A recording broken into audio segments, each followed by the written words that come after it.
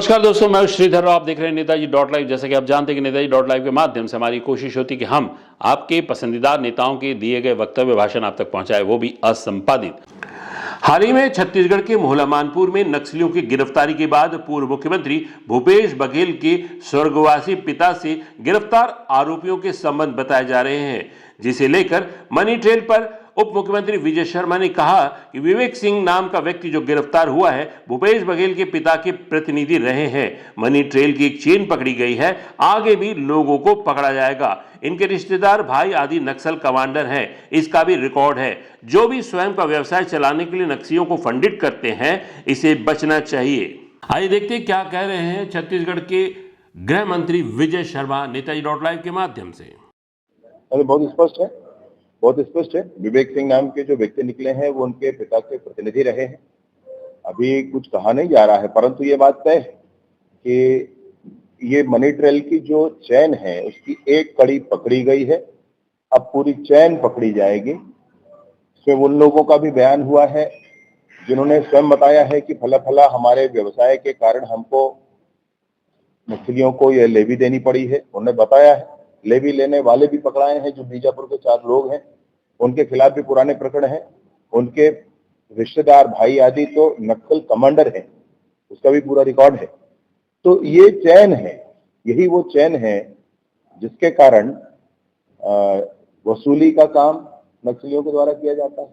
अवैध वसूली सारी की जाती है और उस अवैध वसूली के द्वारा ऐशो आराम की जिंदगी कई लोग उनके बड़े नेता जीते रहते हैं।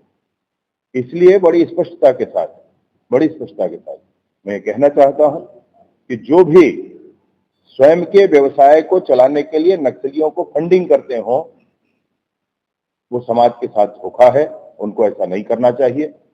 उनके पैसे से नक्सली बारूद और पिस्तौल खरीदकर लोगों की जान लेते हैं, तो ये दोष अंततोगत्वा आखिरी तक जाता है और इसलिए इस बात से बिल्कुल बचना चाहिए। व्यवसाय के और स्थान हैं और तरीके हैं, अन्य प्रक्रियाएं हो सकती हैं, वहां पर करना चाहिए और इससे जरूर बचना चाहिए।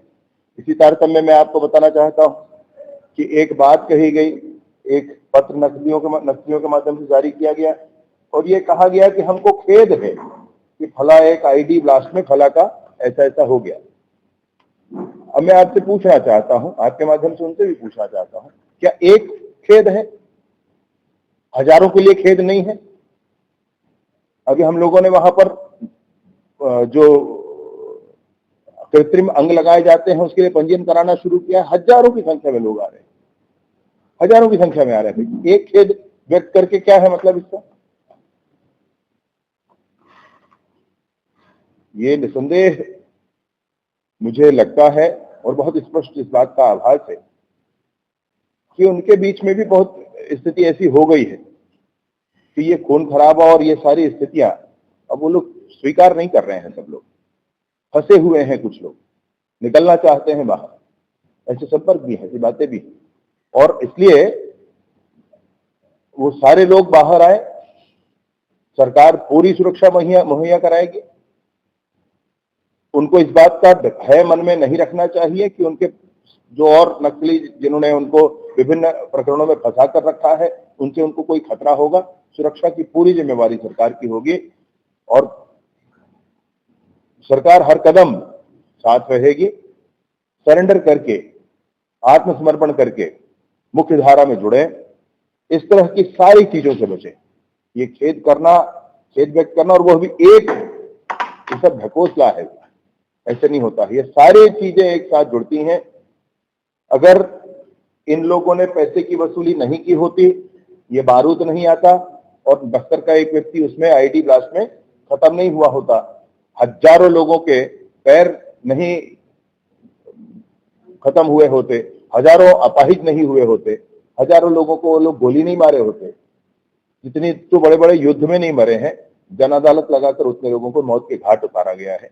ये सब क्या है? सब बंद होना चाहिए और इस तरह की मनी ट्रेल की एक कड़ी के माध्यम से पूरी चैन पकड़ी जाएगी, ये निसंदेह। काफी चीजें उसमें आई हैं, उसमें आपको आश्चर्य होगा निकल कर ये बात आई है। मैं उसको एक लाइन को तो जारी कर दूंगा थोड़ी एक बार सलाह करके। उसमें ये बात आई है कि जो शिक्षक वहां पर हैं उनकी तनख्वाह से हर महीने पैसा वसूली किया जाता है। एक व्यक्ति ने बताया स्वयं का, शिक्षक जो है तो उनकी तनख्वाह से पैसा वसूली किया जाता है। सारे अधिकारी कर्मचारी जो अंदर जा रहे हैं, कोई शिक्षक है, कोई छोटा कर्मचारी है, उससे पैसे वसूली किए जाते हैं। इम्प्लीमेंटेशन बहुत बड़ी बात होती है भैया। इम्प्लीमेंटेशन में ऐसी संस्थाओं से भी निवेदन किया गया है, हर काम पुलिस के माध्यम से, हर काम शासन के माध्यम से नहीं होते। ऐसे संस्थाओं को भी आग्रह किया गया है कि आप भी आगे आए।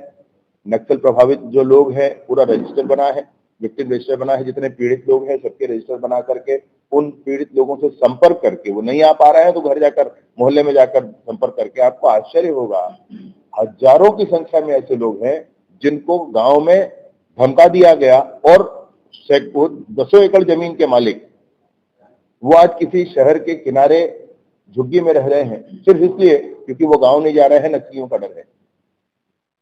ऐसे विस्थापित लोग, ऐसे पीड़ित लोग जिनके पैर आईईडी के ब्लास्ट में उड़ गए, जिनको अपाहिज कर दिया गया है, ऐसे एक परिवार जिनके मुखिया को नक्सलियों ने मार दिया है, ऐसे परिवार भी। ये सारे परिवार आज एकजुट होकर के इस नक्सलिज्म के खिलाफ लड़ना चाहते हैं, बस्तर में सुख और शांति लाना चाहते हैं। ये सारे परिवार मिलकर के इनकी सेवा कैसी हो, इनकी पूछपरछ कैसी हो, ऐसे विभिन्न संस्थाएं सामने आ रही हैं और उनको आग्रह हम लोगों ने भी किया है कि भाई आप जरूर इसमें आगे आकर के काम करें। जो दस्तावेजी प्रमाण है, आरोप का कोई अर्थ थोड़ी होता है। जो दस्तावेजी प्रमाण है, हम तो उसी की बात कर रहे हैं। किसके खाते से पैसे कहाँ गए, किसने किसके लिए एयर टिकट कराया, ये तो प्रामाणिक है भाई।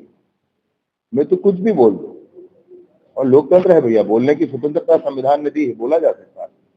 बात तो प्रामाणिकता की है और इस विषय पर उनकी प्रामाणिकता तो नहीं हो रही गई है, यह भी सच है।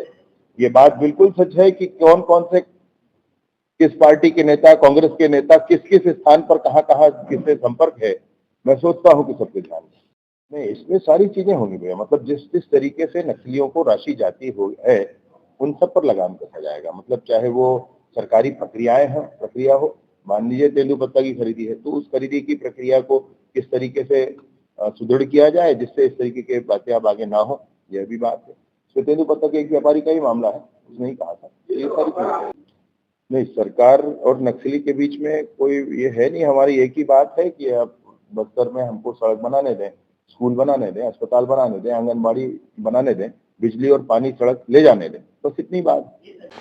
हमने देखा हाल ही में मानपुर मोहल्ला छत्तीसगढ़ में पकड़े गए नक्सलियों के विषय में क्या कह रहे थे छत्तीसगढ़ के गृह मंत्री विजय शर्मा। हमारे इस चैनल में बने रहने के लिए हमारे इस चैनल को लाइक करें, शेयर करें, सब्सक्राइब करें। नमस्कार।